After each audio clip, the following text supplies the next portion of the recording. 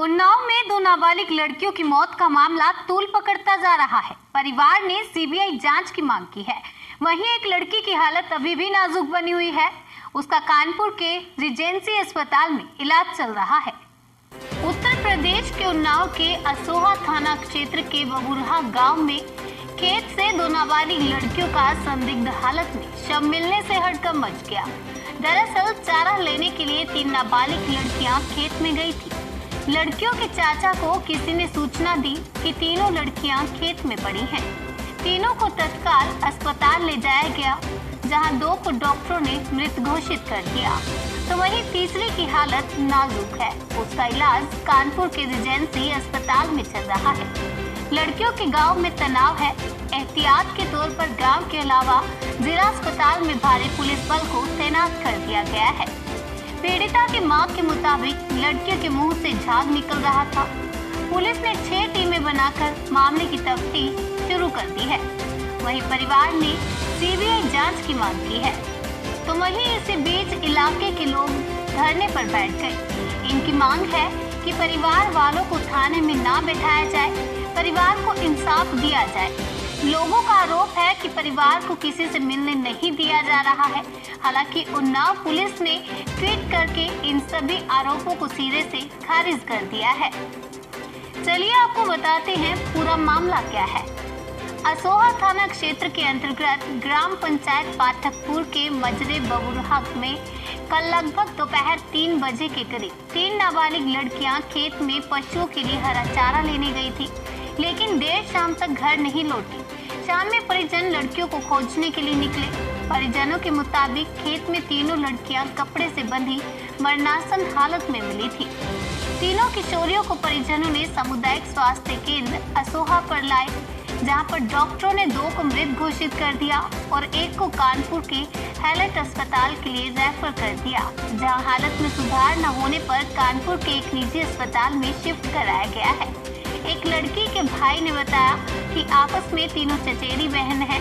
भाई ने बताया कि काफी देर तक ये नहीं लौटी, तो हम लोग खेत में खोजने गए। लाही के खेत में बंधी पड़ी मिली है। 2 खत्म हो गई, 1 का इलाज चल रहा है। भाई ने किसी तरह की रंजिश से इनकार किया है, तो वहीं अभी इसमें कुछ भी सच्चाई सामने नहीं आई है। पोस्टमार्टम रिपोर्ट आने से ही सच्चाई सामने आ सकती है। आपको बता दें, परिवार के लोगों के बयान में विरोधाभास है, इसलिए पुलिस इस लिहाज से भी देख रही है कि क्या अलग अलग वक्त पर लोगों के पहुंचने की वजह से बयानों में चेंज है या फिर परिवार वाले कहीं शामिल हैं। पुलिस ने पूरे खेत को घेर दिया है। फॉरेंसिक की टीम सबूत जुटा कर ले गई है, जिससे कि घटना के बारे में पता चल सके। उन्नाव के एसपी के मुताबिक इस मामले में जांच चल रही है। असोहा थाना क्षेत्र में बबुरिया गांव में आज एक उनमें से एक बच्ची जो जीवित अवस्था में थी, यहाँ जिला अस्पताल लाया गया था।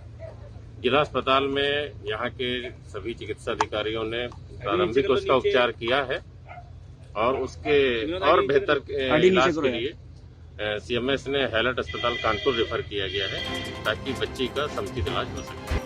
अभी एक लड़की की मां के द्वारा यह बताया गया है कि उन लड़कियों के हाथ पांव नहीं बंधे थे, जबकि एक लड़की के चाचा ने कहा कि लड़कियों के हाथ पैर बंधे थे।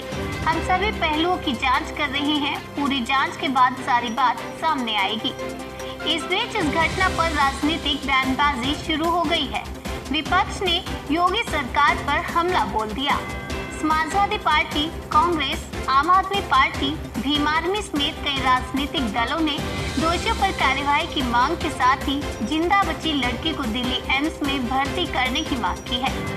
आप नेता संजय सिंह ने कहा, कब तक चुप रहोगे? आज उन्नाव है, कल तुम्हारा जिला होगा। आज उनका गांव है, कल तुम्हारा होगा। आज दलित बेटियां पेड़ों से बंधी मिल रही है, कल तुम बंधे मिलोगे। याद रहे, मुखदर्शक बनकर बर्बादी का तमाशा देखने वालों को इतिहास कायर कहता है। डराओ, धमकाओ, मुकदमा करो, मैं बेटियों के साथ हूँ। वहीं कांग्रेस के प्रदेश अध्यक्ष अजय कुमार लल्लू ने कहा, उन्नाव में 3 बेटियों के साथ हुई बर्बरता ने देश को हिलाकर रख दिया है। यूपी में बेटी होना अभिशाप हो गया है। एक के बाद एक जिले में बेटियों के साथ बर्बरता। उन्नाव में ऐसी घटनाओं की पुनरावृत्ति योगी सरकार के निकम्मेपन का प्रमाण है। मुख्यमंत्री को पद पर बने रहने का कोई अधिकार नहीं है। समाजवादी पार्टी ने कहा, बेटियों के लिए काल बन चुके भाजपा शासित यूपी में सत्ता संरक्षित नृशंस अत्याचार की एक और विचलित कर देने वाली घटना का केंद्र बना है। बनता जा रहा है।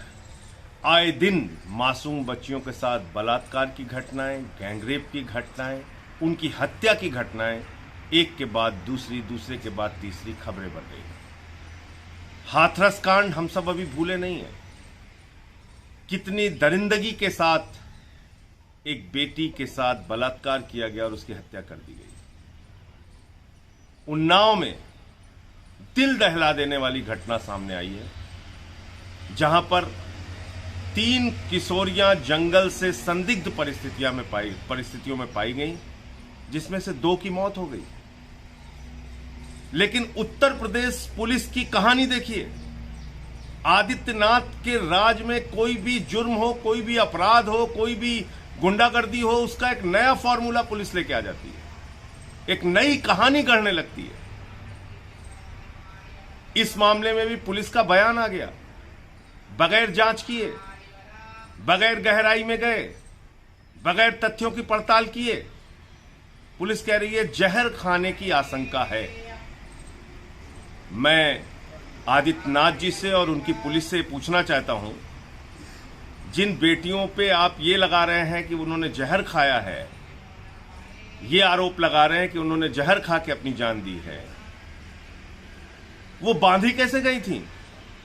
किसने बांधा उनको? क्या उन बेटियों ने अपने आप को पहले बांधा और बांधने के बाद खुद से जहर खाया?